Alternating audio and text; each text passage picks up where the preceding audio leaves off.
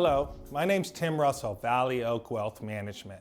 I sit on the investment committee at Valley Oak, and one of the things that we pay really close attention to is this concept of capture. And what I mean by that is how much of an asset, an appreciating asset, do we capture when it goes up versus how much do we capture when it goes down? So let's just look at the stock market as an example. Hypothetically, I would ask, is it possible, if you invested your money in the stock market, to lose half of it in 1 year?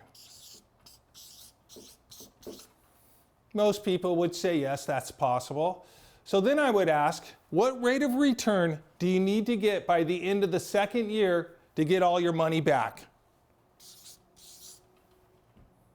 Now, I know some of you were thinking 50%. In fact, most of you were thinking 50%.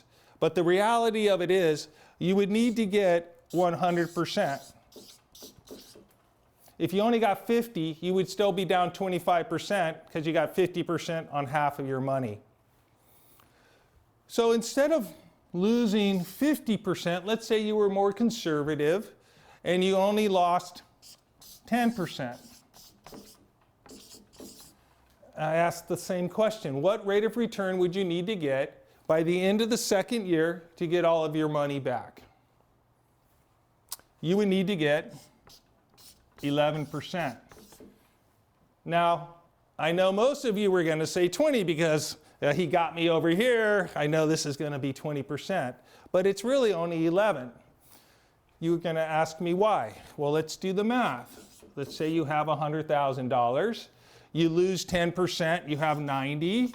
You put 11% on $90,000, that's $9,999. You add that back onto your 100, or back onto your 90, and you're back to your 100,000.